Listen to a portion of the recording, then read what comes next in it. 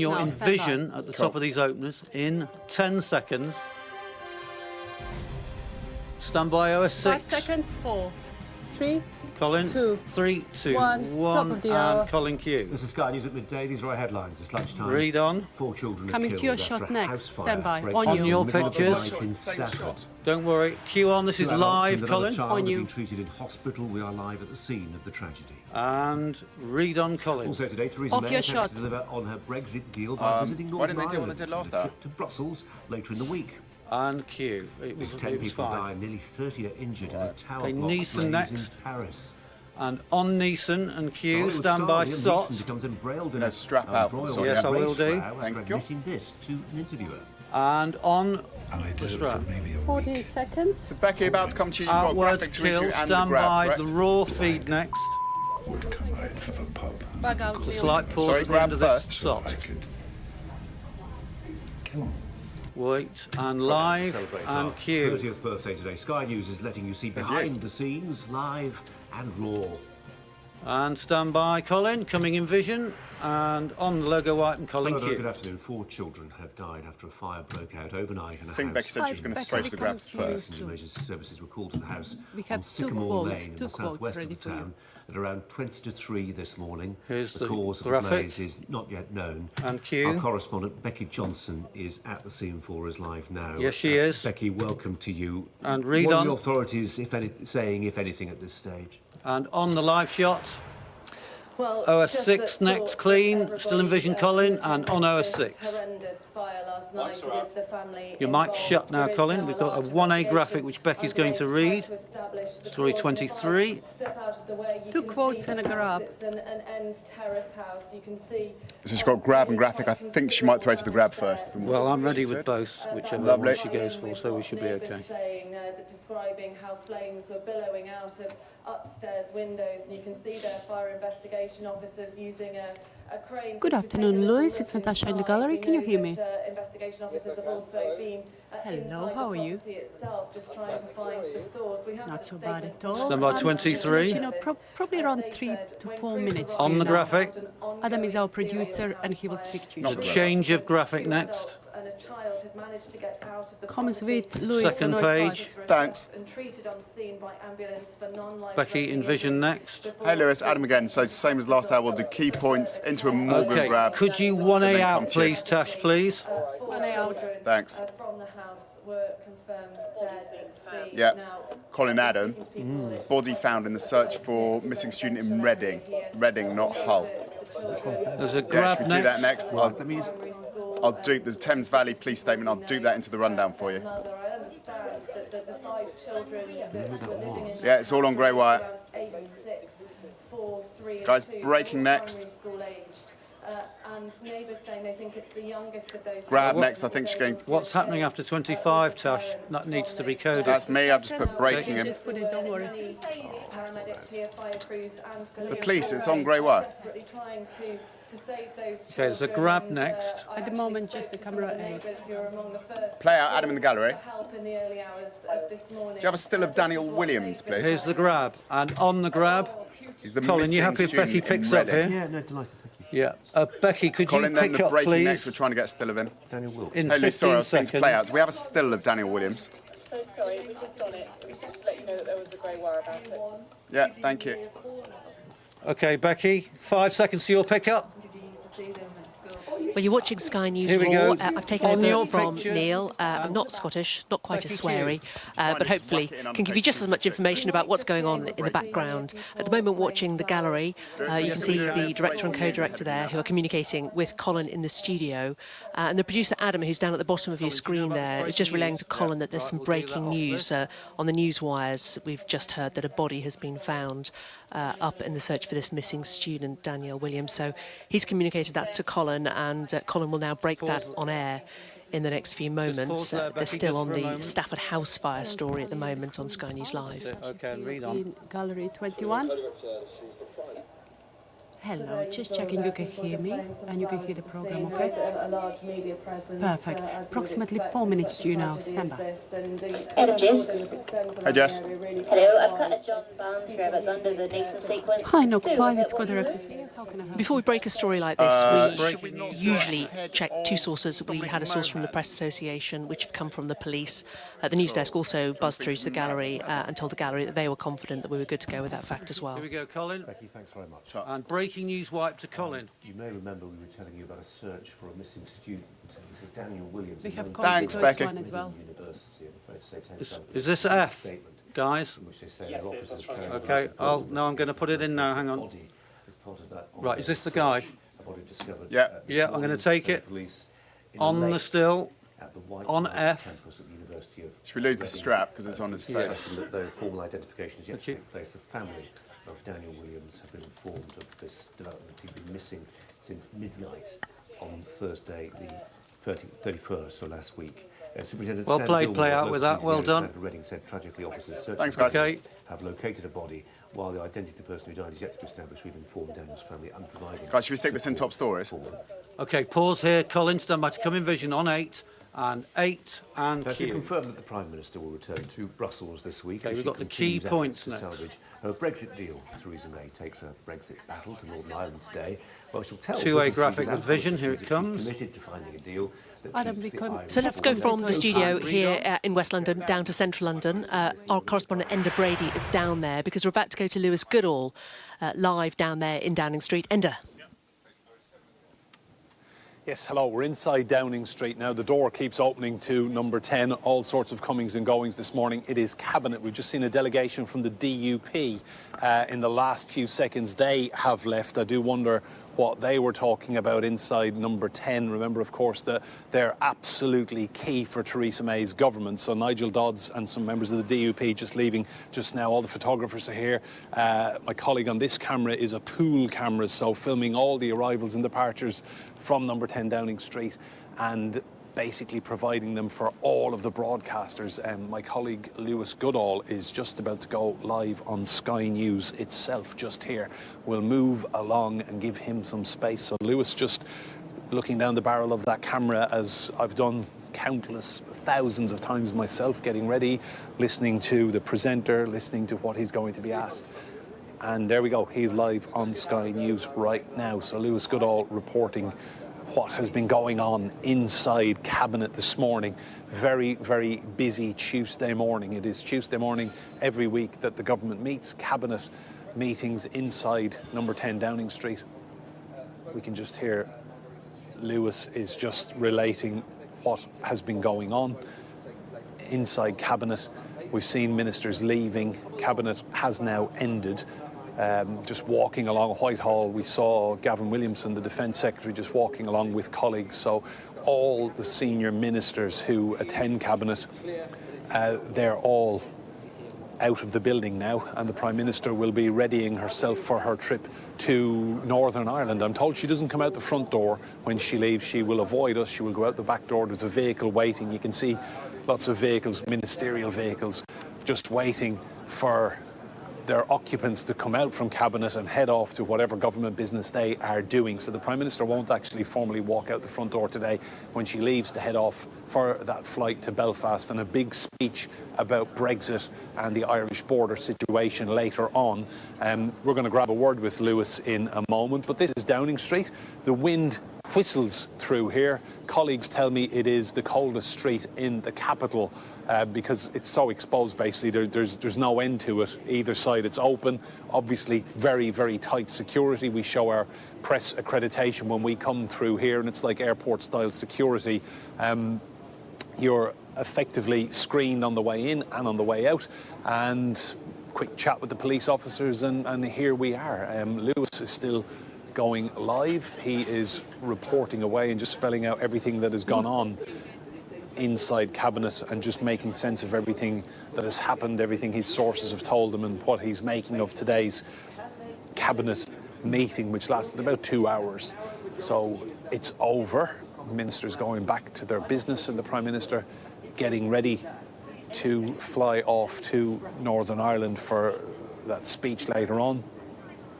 and meetings, no doubt, with colleagues there and perhaps the DUP. So Lewis has just come off air. Let's say hello, Lewis. Hello. Good to see you. This is novel. So you've just done Sky News. Now you're on Sky News Raw. It's like very meta. I like that, yeah. Fantastic. Yeah. So, what's going on? What's going on? Well, the Cabinet was meeting just a little bit earlier on. That's concluded now. We just saw the Chief Whip, Julian Smith, the man who's losing hair by the day, leave, and he's off to, I'm sure, going to speak with MPs. Prime Minister is going to leave as well, off to Belfast later today to meet with Northern Irish parties and, of course, the DUP, her partners in government. But she's not, alas, apparently going to leave from the front door because we then will shout nasty things at her and she won't like that. So she will leave out the back door and head off to Belfast until tomorrow. So, what do you do between your live reports now? Will you go back to a warm studio or stay here? I wish. No, very often. So Downing Street is exciting. So the first time, if you're brand new political correspondent and you're going to come into Downing Street for the first time to do some live, it's very exciting. It's wonderful. You get to see the street. You stand outside the black door. You text your mum and go, oh hi mum, I'm outside Downing Street, and whatever. And that's all very exciting. Second time, third time, fourth time, it progressively becomes less exciting because what people don't realise about Downing Street is there's nowhere to go. If you leave the front door, you have to go through all the security again, so it isn't really worth it. You can do, but it's not really worth it. There's no toilets. There's nowhere to get a cup of tea. Biscuits. There's nowhere to get a cup of tea, biscuits. Alas, Theresa May doesn't come out with the little tray with a cup of coffee and a few mint imperials. She doesn't do anything like that. So we just sort of have to stand here. And it's also, weirdly, the sort of coldest place in London. I think it's because it's basically I'm not sure if you can tell, but it's basically a sort of wind tunnel. So in the summer, because the buildings are really high, the sun doesn't really penetrate, and it's just it's just really cold, even though when it's hot outside. And in the winter, I've never been colder anywhere than I've been here. And I think also because you just sort of have to stand still, you're not walking, and it's your feet that get it done. But it's interesting and it's exciting, but certainly the excitement diminishes over time. Did you always want to be, and just over your shoulder we have Jeremy Hunt just leaving? Any agreement, Jeremy Hunt? Any agreement on the backstop? Sky News Raw, Mr. Hunt. Do you want to come and have a chat? Happy Year of the Pig. There we go. Quality political journalism this morning. Honestly, wishing it doesn't get better than that. Wishing the Foreign Secretary a happy Chinese New Year. This is Sky News Raw. So as you were saying, Lewis, it is extremely cold here. You spend a lot of time here. Do they ever come over for a chat? No, not usually. Some of them, particularly when they first become cabinet ministers, they're very, very excited. Andrea Leadsom was always like this, and I think she still is, actually. I think she's just really pleased to be in the cabinet, and she sort of goes in, and she's always very smiley and always has a word for us. Most of them just ignore us, sometimes if you get a really good shout-out, and the key to a good shout-out is something that's very short, probably not saying Happy Chinese New Year, something very short, something very pithy, but something quite penetrating. Deal or no deal? Yeah, exactly, something like that. And sometimes, particularly if it's, obviously the classic one is, are you going to resign, Minister? Who's this man with the red folder? You know what, I've got my glasses. I think it's Jeremy Wright, the Culture Secretary, but I haven't got my glasses on, so I'll have to... Yeah, I think it's Jeremy Wright, the Culture Fantastic. Secretary. See, I've got the spotters guide. Well done, Lewis. Yeah. Lewis Goodall, live in Downing Street. So there we go. Lots of sightings coming and going from inside number 10 Downing Street today, here on Sky News Raw. Thanks very much, Enda. I'm liking Lewis complaining about the cold weather. He's never stood on the seafront at Weston-super-Mare at -14, has he?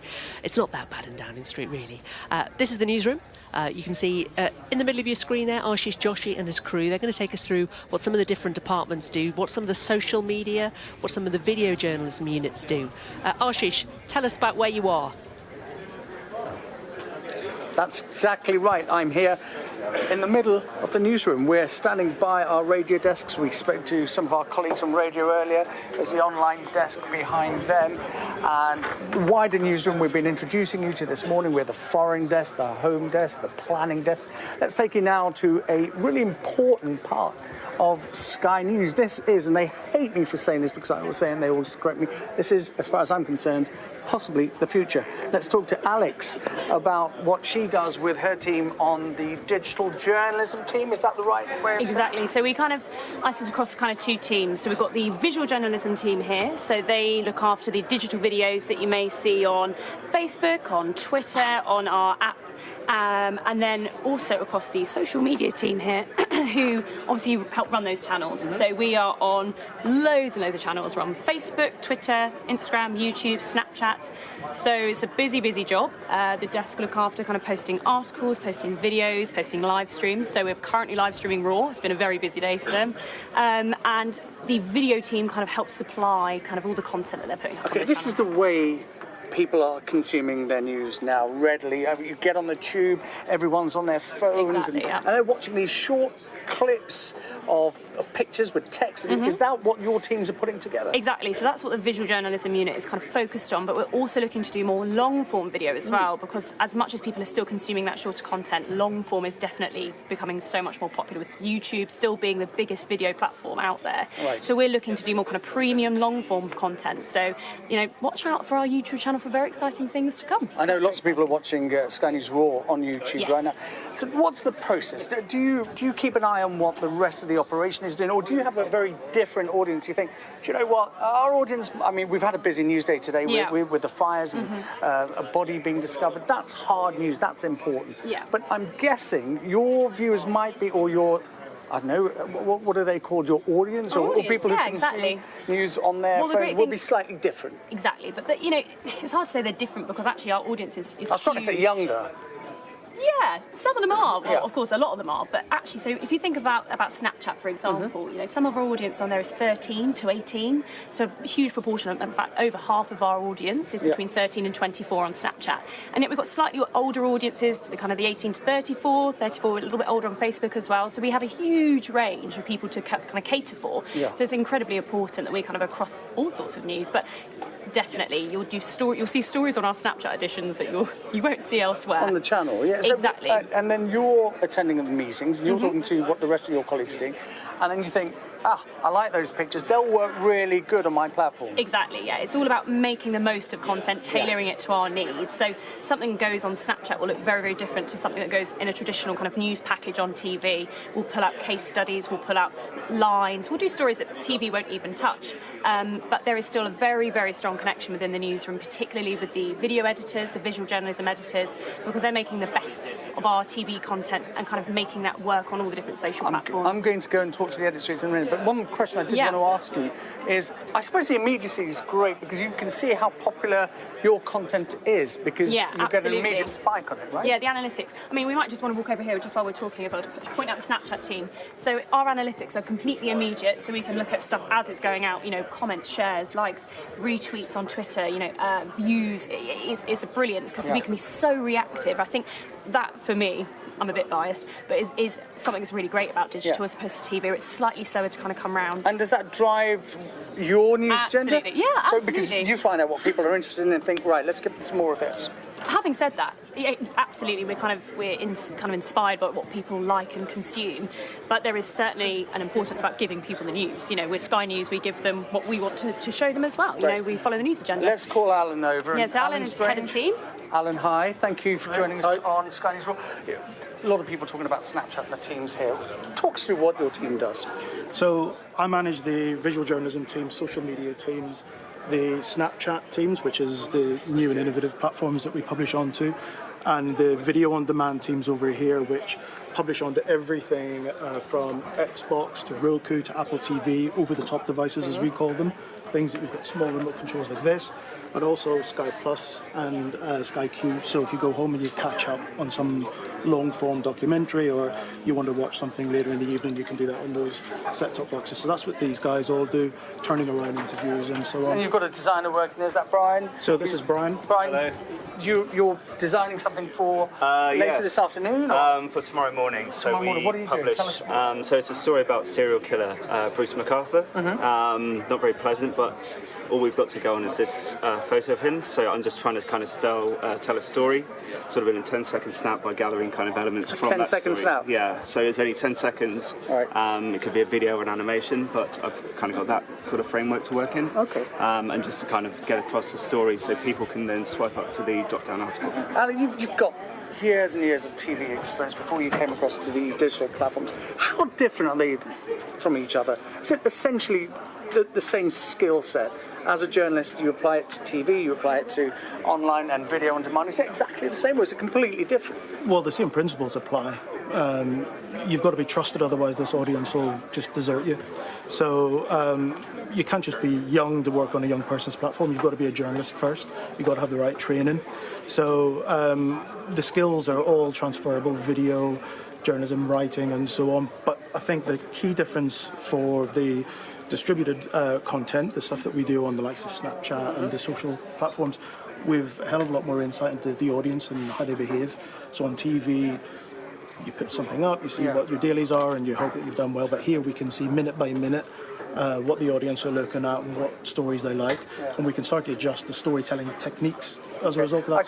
I see Charlie sitting there and waiting for me to talk to him, weren't you, Charlie? A little bit, yeah. It's interesting talking to your colleagues, and Alex and Alan. I was talking about specially curated material. Now, you have found yourself a niche, if I can say, in finding the kind of stories which might not necessarily work so well on TV, but they do really work well on these platforms. Gender issues are really key to you. You've worked on some quite specific stories, haven't you, Yes, recently? certainly. We done some journalism recently and found that 67% of people didn't know what asexuality was when we challenged them. So we ended up making a film all about that, trying to get to the bottom of who these people are. There's a very vocal asexual community, and they feel very misrepresented. So we spoke to them. Can I put you on the spot here, Charlie? Why wouldn't that work on TV? It would work on TV, but it's all about how we're telling the story here. We're talking to a younger audience who are on YouTube, and they watch things very differently. It's not linear TV. It looks very different. It's got music. It feels different. It pops. And we're all about making great content over here. Great. Like that. Can I ask you a question which is quite tricky, really? Sky News, established brand. Is it easier to attract a younger audience? Yeah, I mean, this is proven it. On Snapchat, we can get audiences, more than 1 million people will access the edition. It's the same stories that we'll choose to tell on TV and on mobile. It's just the treatment's different. You've got to tailor them for that particular audience. And as I said, use the word trust, which is really, really important. If people know what they're coming back to every day, it's consistency. They know that the journalism's correct, that we've worked hard on getting our facts right, and that we're not sensationalising something. Then you'll build up a really loyal audience, and that's the main thing that we try to achieve with our social platforms is loyalty. That's great. Thank you so much, and thank you to your team for sharing that insight into what goes on here on the digital platforms. We're going to go back and take you perhaps away from what's happening here at the cutting edge of digital media. We're going to walk through the newsroom, and we're going to go back to, I suppose, the more traditional form of packaging, how correspondents bring in their pictures and bring their stories to life. And that's Belinda in Edit 1. She's a shift leader. She assigns stories to her editors to work on throughout the day. We're going to walk into Edit 2, where I hope, we've got a producer and a VT editor. Is that what you're called, Mark? Are you a VT editor, a film editor? I'm never sure the right terms. Yeah. And this is Emily. She's one of our experienced package producers. Yes. Yeah, I got that right. People are fascinated about how a story develops in an early morning meeting, and they turn on the TVs, I don't know, 5 o'clock, 6 o'clock, and there's this beautifully crafted film which explains the whole story. How does that process work? Well, we have a smaller meeting after the first initial editorial meeting, and we pitch to take on a story, and then we will work with the correspondent or reporter and develop the idea for that story, the voices that we might need, places that we might need to go and film, and we'll script to the picture that we gather, we'll script around the interviews that we gather, and then we come in here, we work with an editor, and we put out the best picture, and we put the piece together here. And that's a process that can take quite a few hours. Yeah, you make it sound very simple. Pictures, a few words, but one package to get ready for the evening bulletins can't take all day, because there are so many things that could go wrong, or bits that could fall down. Forget the technology, but just getting the right voices into your piece, for example. Yes, I mean, you have to be quite tenacious, got to keep putting in lots of calls, do interviews over the phone. You've also got to kind of work around camera availability, things like that. And yes, you've always got to kind of have a backup plan of what you might do if you can't get what you need. So are you working in tandem with your correspondent all the time? Yes, and you all could the be time. working on more than one package? You can, yes. And then the correspondent can also potentially not be with you. They could be out in the field. So it's always like keeping up the communication with them, finding out what they have, that they might have organised themselves, letting them know what you've got back here. Helping them with their scripts? Yes, helping them with the script, and then picture that they might not be aware of, and giving them as much information as they possibly need to put the best piece together. Right. Mark, we're going to come to you in a second. I'd like to learn some more about the editing side of things, but we worked together in the field. We worked in Indonesia together, so you're not just a package producer who works here in an edit suite. When that story broke, we were both working over Christmas, tsunami, Indonesia, scramble a crew, I was sent, you were sent. Is that completely different when you work in the field as opposed to working here?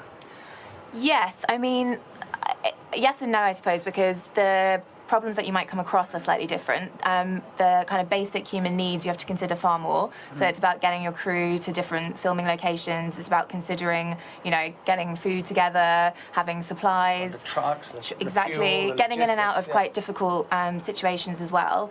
But we are still, I suppose, working towards a peace. And, you know, the good thing about being out in the field is that we're actually out talking to people, and we're seeing firsthand what, you know, it's quite a privilege because you're seeing firsthand what typically you'd see on your screens. Sure. And which do you prefer? Do you like working here because of the control you have, or do you prefer being out in the field? I prefer being out in the field. I think you get access to things that you can't get here, and you know, as an observer, you're experiencing sometimes amazing events, sometimes quite traumatic things, and it's really interesting. Apart from me, yes. Are correspondents hard to manage? Are there lots of egos involved? Are there some correspondents who are easier to work with and some who are quite difficult to handle? No, I think everybody is easy to work with. I think people have different needs and expectations, but I don't think anyone's difficult to work with. I think you meet their needs, because I found when we were in Indonesia, you had the most difficult job in ways at times, because, you know, the pressure is on to get up, do your live, get all that information out. So I felt whatever you needed from me, that was my job to make sure you had. And it's great working with a brilliant editor like Mark, who I have to say I've worked with quite a few times. Do you like it when journalists or reporters or producers come in and micromanage an edit, or do you like to be given a script and say, great, put the words over that? I prefer to sort of be left to my own devices and crack on, and then the producer can do whatever they need to do. I know some editors like a bit more of a collaborative experience, but I'm happy working with however the person I'm sitting next to wants to work, to be honest. Because I've seen the way you work. As soon as you hear the words and the script, you know which picture's going to fit over that line of track. Yeah, I mean, often it's a trial and error process. You'll put something down, you're like, no, that doesn't work, I'll go back, I'll find something else. But yeah, I'm happy to sort of muddle through it. Yeah, but the pressure, Mark, what's it like being on a coalface day in, day out, knowing that the clock is ticking away, seconds to go, you've got to have that package ready, or that report ready for the top of the air? That's a lot of pressure to deal with all the time.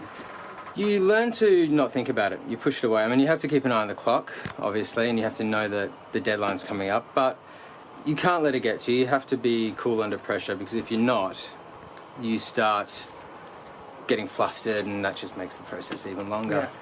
There are some pretty hairy moments in edit suites, aren't there? Yeah. Right? Yeah, definitely. And how do you manage that tension? I've known people to throw things around, throw bits of furniture around, bang their fists on the table. And yeah, I've heard stories about people carrying under the desk. I don't know, you just get on with it. I mean, you've got a job to do, you know what you have to do, and you just get on with it. Okay, well, hopefully you won't end up crying underneath your desk today. Good luck with your package. Maybe we'll come back to you later. What is the story you're working on? We're actually doing Sky News Raw, so great. yeah, So, we're packaging this. Great, so we'll come back and see how that's progressing. Thank you for giving us an insight into your world today. So that's an edit process which is well underway now. Emily's working together with Mark, so they'll be working with a correspondent who will come in here. All those words and pictures be put together and hopefully presented in a package for later this afternoon. Thanks very much, Ashish. Back to the newsroom. You can see there all of the different inputs that are possible to get coming into the Sky News studio. They're being monitored.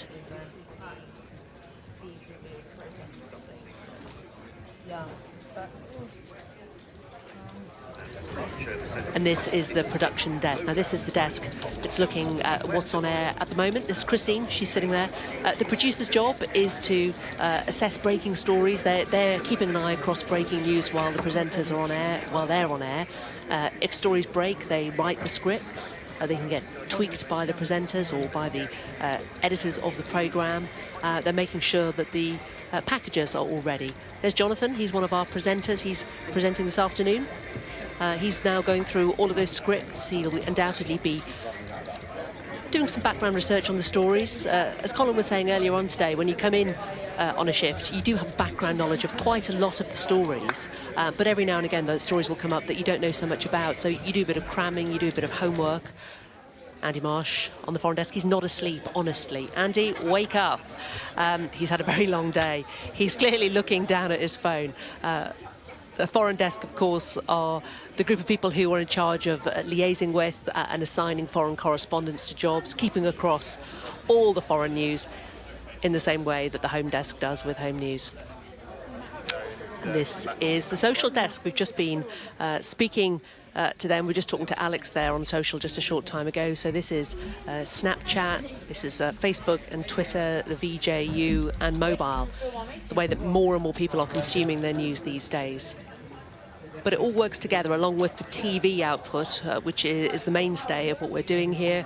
But it all links together, feeds off each other. And this is radio.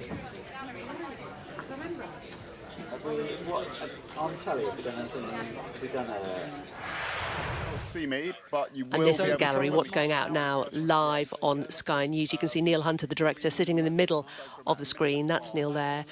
He's talking to Colin in Colin's ear. Colin's in the glass box. I think we might be on a break, but let's listen in.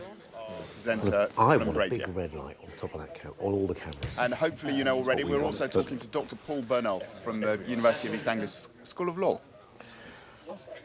Excellent, thank you very much.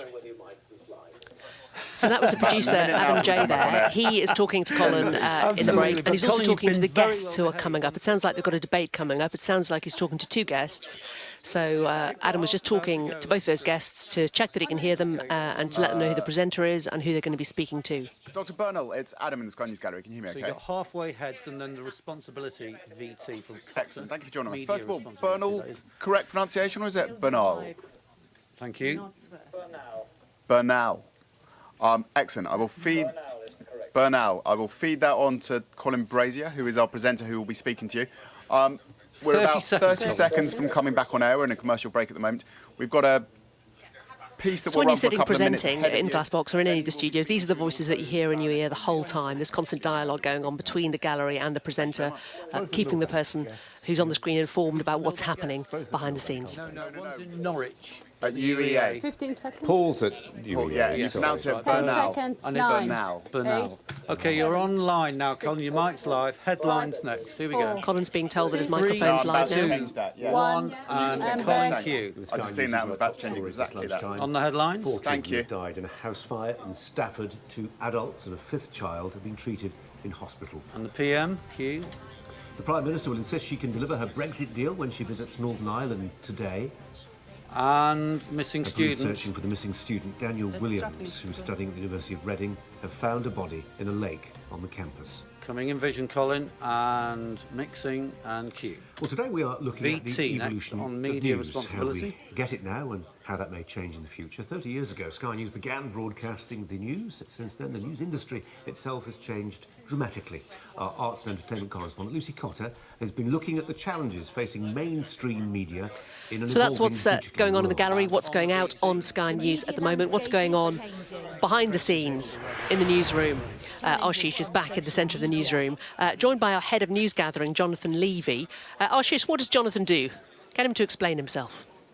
What does Jonathan do? Well, let's find out. Jonathan Levy is the Director of News Gathering, hugely important role. He's at the centre of almost everything that happens here. He looks after the crews, the correspondents, or satellite trucks. I was just asked by Jane, what does the Director of News Gathering at Sky do, Jonathan?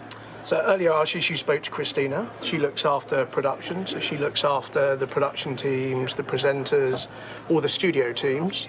My responsibility is all those people who go out and gather the news. So the likes of yourself, the correspondents, both here, our general correspondents, our specialist correspondents, our correspondents in our bureaus around the UK, and also our bureaus around the world. And alongside them, also a lot of our the technical journalists who work with you and your colleagues, the camera operators, the editors. That's quite satellite an operators. empire. How do you keep across it all the time? There's so much going on, not just in terms of news, but in managing your assets, as it were. I mean, that's quite a big brief. Yeah, there's a lot of people, but I by no means manage all that on my own. I have a team of people, someone who runs international news, someone who looks after politics, someone who looks after specialist journalism, home news, and also cameras, editors and the like. So my job really is to make sure that they're properly supported, they've got everything that they need, to make sure that we're making together the right decisions for it to all work smoothly. You work very closely with John Riley in shaping Sky's not just present but future. You have very clear ideas of how you would like to see the channel go in terms of specialist journalism. That was one of your big pushes and big drives. Why do you feel that was really necessary to get specialist journalism at the heart of a breaking news channel? A couple of reasons, really. 30 years ago when Sky News started, and for the first decade or two of its life, we were very much about responding to breaking news and covering general news, which was really important then, and we were pioneers and revolutionaries. We were the first rolling channel, so bringing people what was happening live and instantaneously was a big and radical thing. But that space is now occupied by lots of other people, especially since the advent of social media and the digital players. And the newspapers have gone into that space as well. So I think in order to differentiate ourselves, we needed to be more about analysis and context and specialist journalism. So that's one of the reasons why I pushed us to focus on that, along with John and of course Christina. Also, the world is complicated, and I think people want to understand why things are happening. And it's all about accessible analysis and explanation about what's going on. We live in a very complicated world. And you so I think it's need important. experts to explain that, and experts you can trust. And I suppose Absolutely. The reason I'm asking you is because this all comes back to trust, with the advent of fake news. And I was talking to John Riley about this a little earlier on, and he said one of the reasons we're having this Sky News Raw on today to mark our 30 years is because we want to be transparent. I mean, fake news is something that must concern you as director of news gathering. Yes, I think fake news is a problem. There's always been misinformation. That's not a new thing. What is new is the speed and intensity in which it spreads because of digital media, social media, the way that a piece of misinformation can kind of race around the world and be thought of or accepted as fact, and compete with proper information. So in that respect, the trusted brand of Sky News is vitally important. But in order to maintain that brand, our standards have to be absolutely impeccable. We have to make sure that we do our job properly, that we're rigorous, that we check everything, that we make the right calls. And on the occasions that we don't, very rare, but on the occasions that we don't, that we're honest about it, we're transparent about it, and we correct ourselves quickly. Before you came here to your new role as the director of news gathering, you were at Millbank, and you were out on the road quite a bit. You were going on all these on trips with prime ministers and that. Do you miss that? Do you like being at a desk and working with logistics and crews and talent, or do you prefer being out on the road? Do you miss that? Is there a part of you which thinks, I wish I was still back in the thick of things on the road? Yeah, absolutely. I miss working on stories. That's why I came into journalism. I think everybody who is a journalist in any way wants to be involved in stories, and I loved being out on the road covering stories, travelling, covering political news and foreign news. It was certainly the most enjoyable time in my career. But I also enjoy having the opportunity to influence the organisation editorially in a more strategic sense, to be involved in some of those big decisions. I really enjoy having the opportunity to develop the next generation of reporters and producers and the people who will go out and do the kind of work that I used to do. So it's it's give and take. But yes, I do miss covering stories. Who wouldn't? Yeah. Ashish. Jonathan Levy, the Director of News Gathering here at Sky. Jonathan, thank you for your time. So that gives you an insight. We've been talking to lots of managers and executives and people on the, in the edit suites, the correspondents, and people who put all the social media and the digital media together. So that will give you an idea of what happens on a day-to-day basis here at Sky News. Thanks very much, Ashish. Ashish being very polite there to his boss. This is the home desk. This is Paul Harrison. You might have seen him quite a lot today. He seems to be popping into quite a lot of our shots. He's got a standing desk. There's no truth to the rumour that he's using the standing desk today so that we can't see his bald patch. There's a bit of a lull in the day for the news desk at the moment because there isn't a big lunchtime meeting. Our next meeting's about 2 o'clock. While Ashish was talking to Jonathan Levy there, you might have noticed a lot of people coming out in the background. That was from our midday look-ahead meeting. We have one of those every week, looking ahead to pre-plan big stories over the next few weeks, next few months. But the news desk itself, on the news desk itself, they are very much just looking at what we are doing on the day. Adam Parker there. Yeah, that's great. Thanks very much, Jordan. Cheers. Speak soon. Bye. Because we've got lots of resources. We've got crews all over the world, all over the UK. And one of the things that we have that we're very proud of is the Sky News chopper. And on the ground next to it is one of our field producers, Victoria Bird. And Victoria, we've known each other a long time. We were out reporting on elections back in the early noughties. We weren't naughty, I have to say. We were very well behaved. But the Sky News chopper there, take us through it. So yes, so I'm with Steve Leach, who's been at Sky almost as long as I have. And when we've got a story, we want to try and bring the story to you as quickly as possible. And sometimes the best way to do that is to use our helicopter. Steve, you've filmed so many stories over the years. Sometimes they're exciting picture stories. Sometimes they're very sad, and we need to be extremely sensitive about who we film and how we film. Tell me about Westminster that you filmed last year. Yeah, Westminster was a story where we were actually diverted from a job we were heading for Reading at the time, and as we were flying, we got radio to tell us that something was. We weren't quite sure what it was at the time. Something was happening in Westminster to get there as soon as possible, and we were there pretty quickly. And at the time, it was confusion, but at least from the air, you get a good overall picture of exactly what's going on. And yes, there were things on the ground that we had to be careful about what we see. We made that quite clear at the time, but we were able to show the story as it was breaking.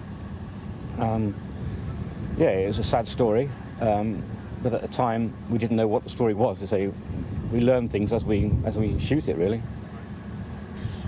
You've also filmed about 6 o'clock in the morning during the Grenfell Tower.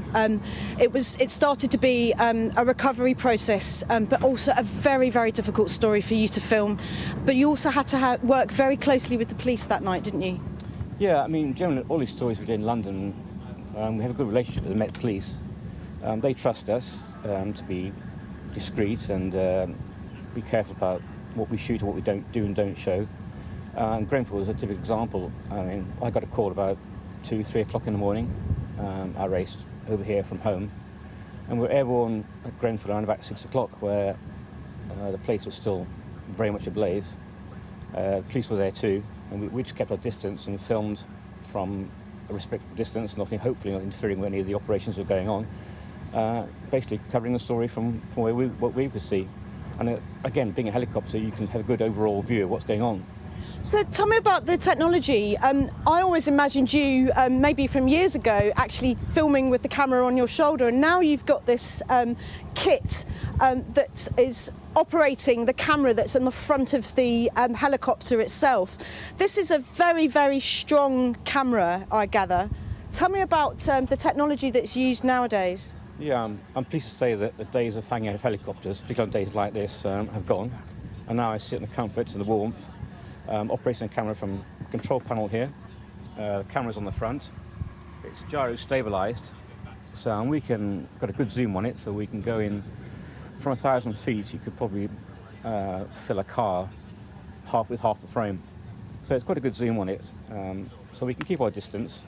not interfere with too much what's going on, and basically cover a story from there. I can link pictures down below. There's an aerial by your feet, which links down to various receive sites, either the truck or into various sites we have around London.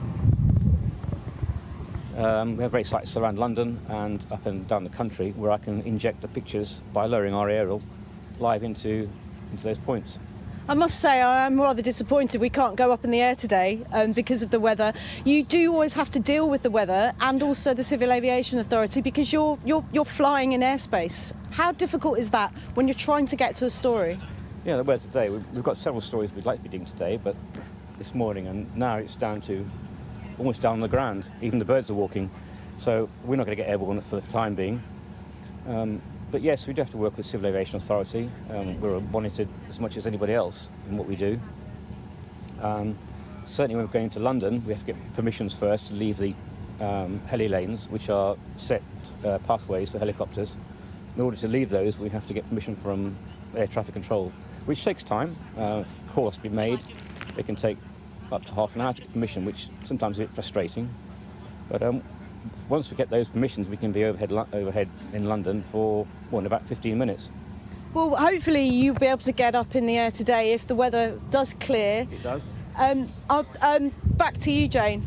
Victoria, we're not going to let you escape just yet. We introduced you as a field producer, nothing to do with farming, is it? Just explain what your job is. What do you normally do on a day-to-day basis? Well, I see myself as a coiled spring, really. If I don't know what I'm doing, I will phone the news desk in the morning, and as soon as a story breaks, it's my job to get there as soon as possible with the camera crew and to get pictures on air, ideally live first, and also get interviews on air and get the facts out as quickly as I can.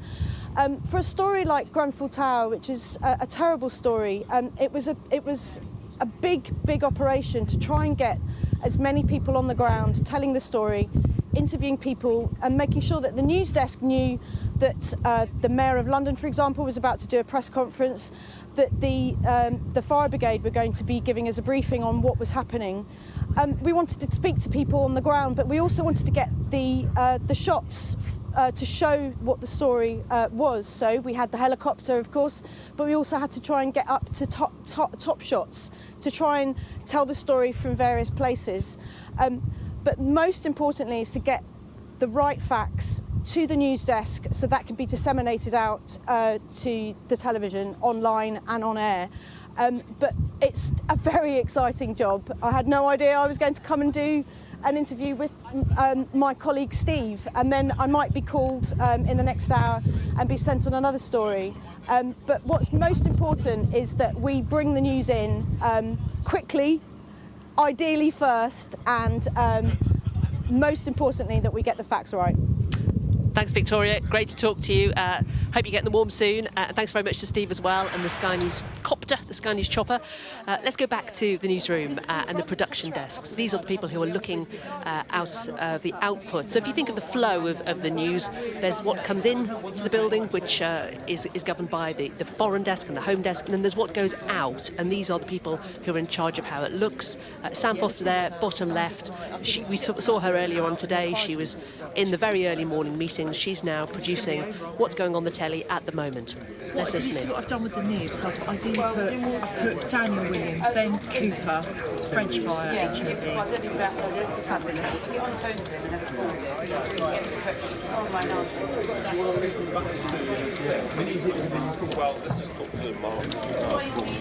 Who was doing Cooper nib?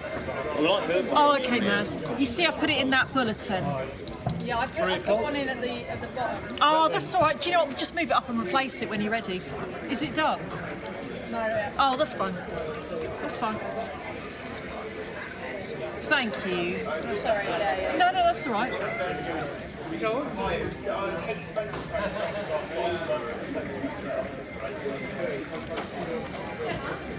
You hear they're shouting for Katie Spencer. Yes, I can hear you. Let's see what happens. I don't think they'll have it because surely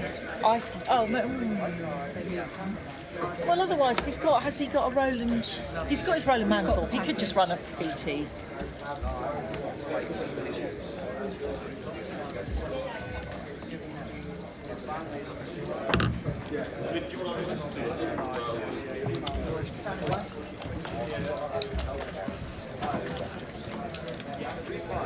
So that gives you some sort of sense of the flavour of the kind of decisions that are being made. That breaking news about Yvette Cooper, we broke it a short time ago. Now Sam's decided that there's going to be what we call a nib, which is a news and brief, about 20 seconds of words with some picture over it, and she's just organising somebody to do that.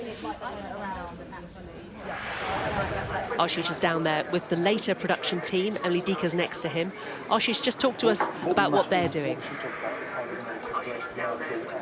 Well, people who've been watching Sky News Raw since we went on air about 7 o'clock in the morning might remember that it was in this seat we interviewed Sam. Sam's moved on now over there to get her programme on air, and she has been replaced by Emily Deaker. Emily is one of our most experienced assistant editors. She's got in front of her what's known as a rundown. Look, you're in a better position to tell me, how's the news shaping up today? It's a busy day and things are changing. You can have a sneaky peek at my running order, but only a tiny one. We thought that Theresa May was going to speak at around 4 o'clock in Belfast. That's just changed to 3, so that has an impact on our running order because we booked guests for 1 hour and kept the other hour free so that we could go to that as a live event. So now suddenly we're changing things around, and that's the way that it happens every day. And we kind of like it, actually. If it happens every day, do you get used to that, or is it still quite stressful when you see holes in your bulletin? We like it, otherwise it would get boring. I think the thing is we just have to be really straight with guests, and we just have to say, you know, we're booking you for this time. Obviously, if there's a live event, if something happens, we're going to need to change it. And as long as you forewarn them, they're fine. And you work on Kay Burley's show. This has a very distinct identity. So is your news agenda, is it different to the rest of the teams? Are you looking for things which other shows might not include, perhaps? I mean, we're a fantastic little team, and we are very kind of chatty, discursive. It's a real kind of smorgasbord of stories. We'll kind of tend to go with the stories that are breaking at that time. We'll do a lot of chats. We'll pick very human stories, our experiences. More interviews and less reports and packages. Yeah, a lot of interviews, a lot of real people. The stories that impact on them. We'll tend to find that the things that play best for us are human beings who are going through something, and we call them case studies, but they're human beings, and they'll get a lot of pickup from our audience. There was a really good example. There was a Sally Lockwood piece about a single mum who was really struggling financially. As a consequence of that interview, strangers to her got in touch with Sky News and offered to help her find a job. So they're the type of things that kind of play really well with our audience. Kay isn't with us today. She's busy elsewhere.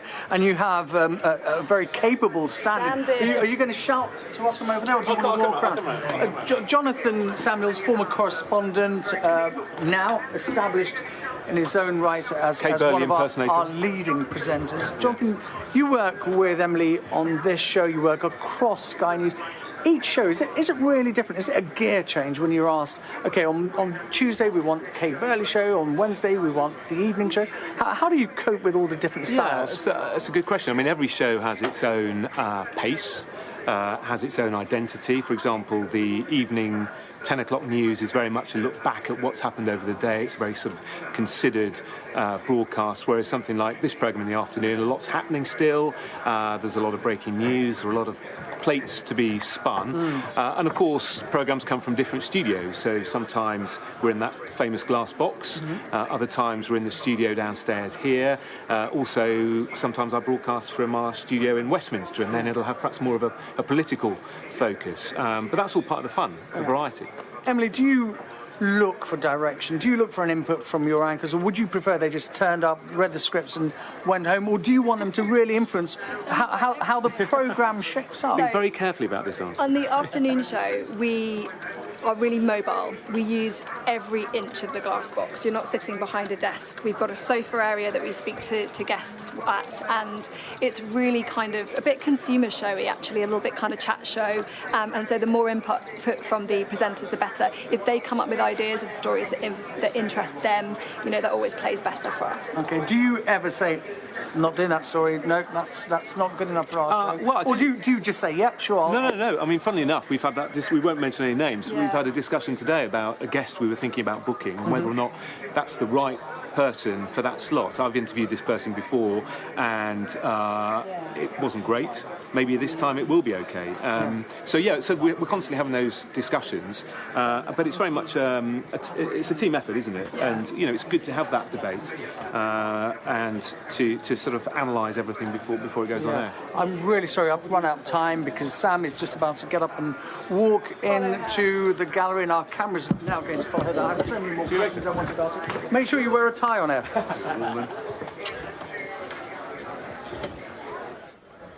Thanks very much for that, Ashish. A lot of comments coming our way about Jonathan and his chest hair.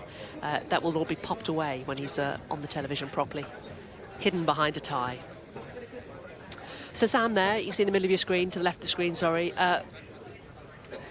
We just spoke to her. She was looking ahead to the next hour. So she spent the last hour looking ahead to the next hour, working out which story she's going to be covering, in which order, in which way, whether it's going to be a live or a package.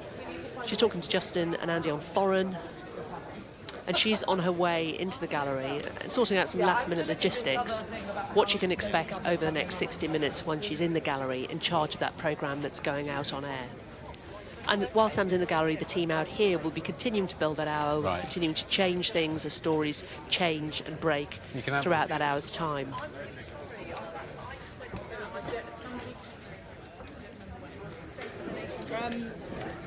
Remind me to when Sam gets back, she'll know. Okay, so what are we doing in the end? You can see his 10%. I think we've got a bit of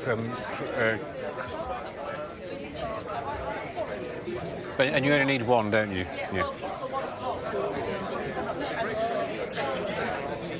Sweetie, we've got 2 weathers in there. Fine, it's fine, that's fine, yeah. Sorry, I wasn't sure which one to get rid of. Yeah, so now this is the first time I've been to Well, listen, I think misunderstood that, but I'm sure that's what he was saying. Listen, we can't really get stoned, so... I don't remember who it was, but there are also 2 weathers in there. Oh, which one?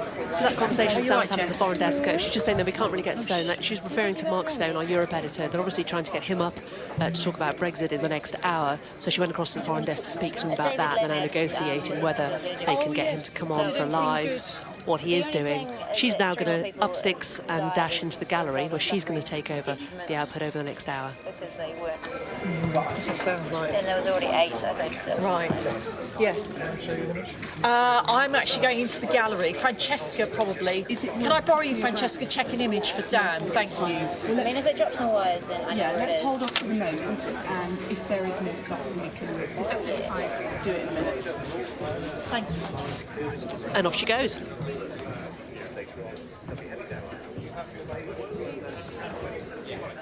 Yes, thank you.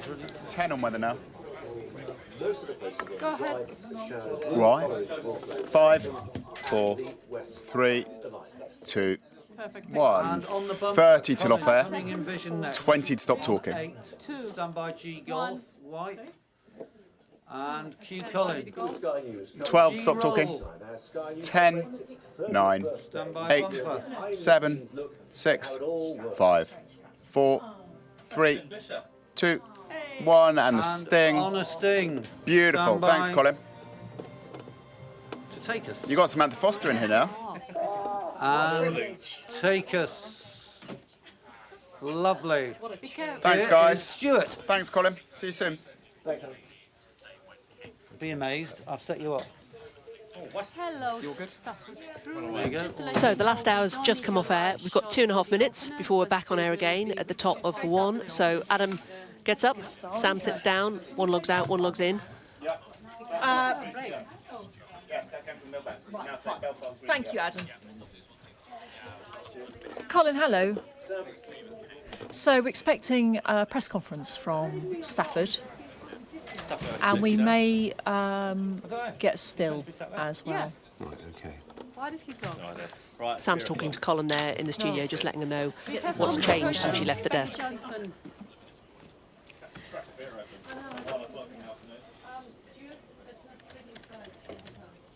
Yeah. Come on, Stuart. Are you sure? You seen the other one? Mr. Brady. Lovely, thank you, Tad. Hi, Stu. All morning. Faisal, hello, it's Sam here. How are you? Hi, Sam. How are you? I'm all right. Hello. Oh, thank you. Okay. Yes, We are indeed, Faisal. So 1:15 to us. We've got a bit of a raw feed Stuart, there. Stuart. 20.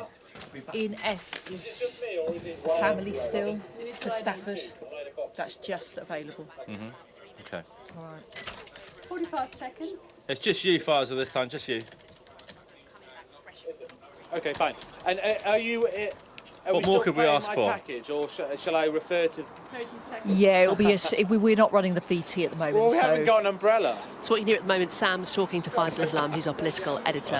He's Okay, presumably right. going to be the first There's live. a giant fish behind you. No, okay. What is that? No, it's empty, yeah. I'm just seeing Mike's in the middle of the street. If anything comes of it, I'll let you know. 30, top of the hour. There are names actually in the page. Yeah. Told it's due to start bang on. Okay, should we just do the ident and come out to our 6? Yep. Yes, let's do ident and come straight Right, we're running in. the ident, Colin, so when you're in...